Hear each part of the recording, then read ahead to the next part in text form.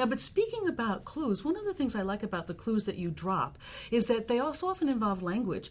The phrase, he is no less dead, which really resonates, and you find out is actually very important, but you don't really find out to the end why it means so much to Nikki and how it's been involved in this murder. And the clues that she gets that Gavin isn't actually really Gavin and has other connections.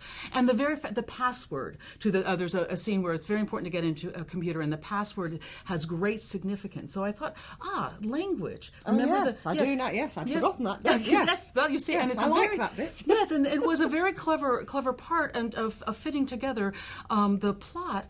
And it made me start thinking as I was reading how much in ordinary life we give ourselves away with language all the time. Yeah. But as novelists, a novelist has to approach writing and with use of language it's a little bit different, a little bit more conscious. So can you talk about that and your use of language?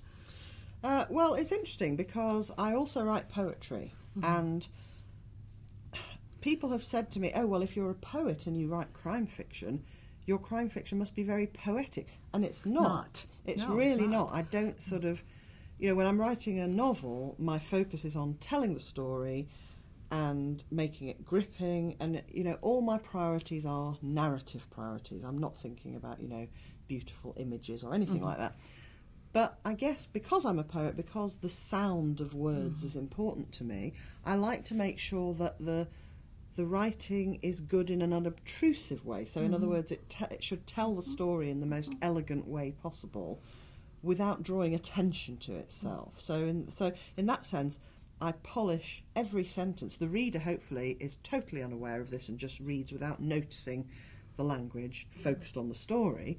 But I will polish every single line, every single paragraph, reading it over and over out loud and in my head to make sure the flow of the language is perfect, or as perfect as I can get it. What I can't explain, although I am aware that I do it, I don't know why so many of the plot points in my books are sort of related to language. They are, yeah. And I think it must just be because I'm kind of obsessed with language. But it's not a conscious thing. But, I do tend to have clues, like the password having significance in a linguistic way. That's much more my kind of clue than a footprint in a flower bed or a clock showing one time that's actually meant to be showing another. Those are Agatha's kinds of clues.